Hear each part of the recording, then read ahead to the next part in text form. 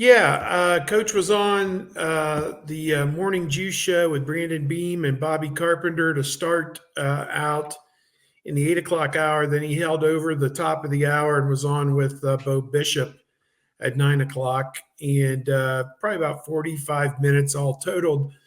And a lot of good insight, a lot of good opinions, different things.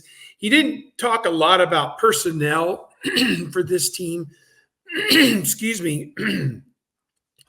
Coming up this season, Bo did ask him, does he have a timeline to name a quarterback? He said, I couldn't let you get away if I didn't ask you that. And of course, Day continued with the same company line that he's been promulgating out there, that it'll happen when the time's right and when they know what they want to do at the quarterback position. On the first hour, they talked about the transfer portal a little bit.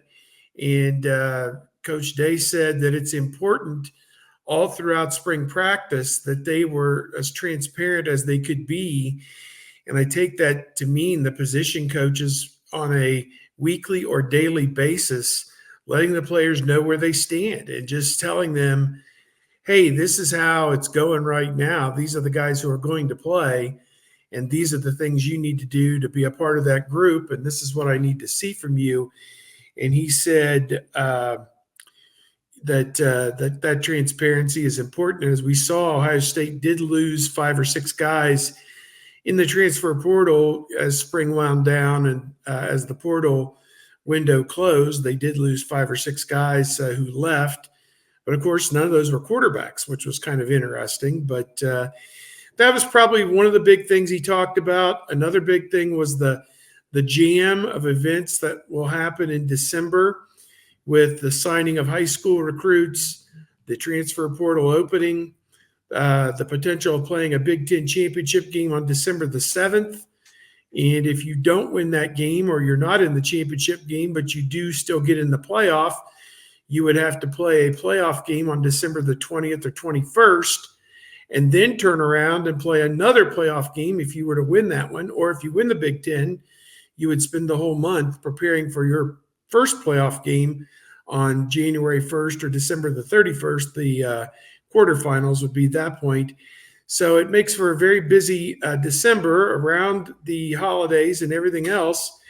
And you just get the sense, they asked him if there was one thing you could pull out of all that, what would it be? And he said the only thing that you can pull out of that is the high school players signing.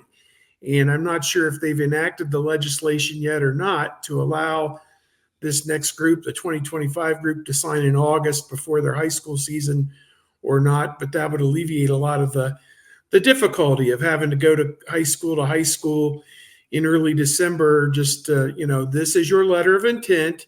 This is where your signature goes. You're still planning to come to Ohio State, aren't you? All those conversations that you have to have, with the player, his third uncle, his high school coach, his fourth aunt, everybody else there at the 11th hour, when Alabama and Auburn and Clemson and Georgia are all bearing down with larger bags of money, to get that kid's signature. That's very nerve-wracking to have to go through all that stuff at one time. And to be honest with you, I think even if you did move it to August, you'd still have some squirrels who signed in August and would come to the school in December and say, look, Auburn's offering me double. I got to go to Auburn. And you have to let them out of the letter of intent, which, you have to let them out of the letter of intent these days, because if you don't, you get branded as a not good person. So I don't know. What are these letters worth anymore? There was a basketball kid, Jonathan Powell from Centerville, who had signed with Xavier long ago, and Sean Miller, and now he turns up on West Virginia's roster because Xavier, no coaching change. There's a new coach at West Virginia, and rejuvenated cash probably flowing through that program. But, no reason for him to rip that letter up months later. So at any rate, that was a big thing that he covered, was just how difficult December is. And if there was some football talk, I will quote him verbatim on what he said a little bit let's just see here about the defense and how special that could be. He said, yeah, the first thing is you've got to get the right people in the right seats. And I think we've done that. And by that, what he means is they were able to hold on to so many of those draft eligible juniors who are now sitting in the front row of the meetings and taking all the first team reps. And, they're going to comprise most of this defense. He said it started with Cody Simon coming back, and then Jack Sawyer, and then Tyleek Williams, and then JT Tuimoloau, and then Denzel Burke and Lathan Ransom, and then you mix Caleb Downs in there, and then you mix in Jordan Hancock, who is probably one of the most underrated guys on our team right now. I think he's tremendous and is going to have another great year. Then you have IGB, Davison Egbenosin. Ty Hamilton is another guy who is kind of an unsung hero on our defense, a really solid player. Then you move Sonny Styles to linebacker. You've got CJ Hicks in the mix, and Arvell Reese is coming on. So there is a lot of excitement around the defensive side of the ball. We're going to have to play with depth because it's going to be a long season. But to me, it's all about the mindset. The talent is there, and individually, that's where you try to get better in the spring. How do you get better as a player, technically and fundamentally? Because as we head into the summer, now it's about the chemistry. It's about the team coming together and building that identity. So that was what Coach had to say. He said the players at the end of the winter-spring semester, which wrapped up around April 30th, the guys got about 2 weeks off to recharge their batteries after all the finals were done with that. And a lot of them take classes during the month of May. They have a truncated semester called the May semester. The summer semester begins early June.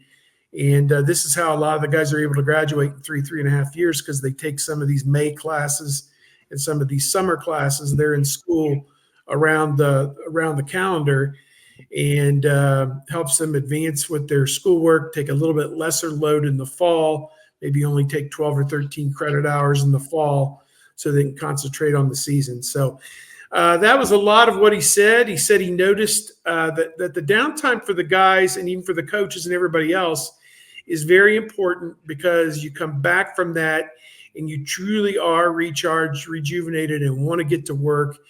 And that's what he sensed from the team since they've been back here the last several days. Coaches obviously out on the road recruiting. So I think in a nutshell, that encapsulated a lot of the top stuff that Coach Day had to say. Again, a lot of the behind-the-scenes stuff about this is what we're doing now, this is why we do it, not as much about, player A, player B, player C, that type of thing.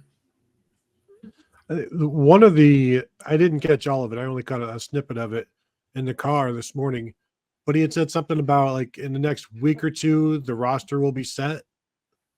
Like, is that right, Steve? Like, are they still, in terms of the portal? Like, he didn't speak, maybe wasn't speaking specifically about the portal, but he just said, like, in a week or two, they'll know exactly what they have or something to that effect. Yeah. I think they're probably, Tony, what he said, this was another interesting thing, is the month of June, they will have 3 or 4 recruiting weekends where they will have official visits for kids who are going to be, I think, maybe juniors and seniors coming up next year. I don't know if juniors can do that until the following spring, but at least the 2025 guys and any transfer portal people could make official visits in June. So I take that's what he means, is that if they're going to add any transfers, they will know about it within the next 2 to 4 weeks, who those people will be, and that will then finalize the roster for the 2024 season. If they were able, I think they can add 4 players as of right now in the portal and put them on scholarship if they want. I think they got a transfer portal punter here recently who was a walk-on, I think, for at least this upcoming year. So, that's one guy that they added, although not as a scholarship guy. But I think there'll be some movement in the portal with guys coming, to Ohio State in the next several weeks, probably.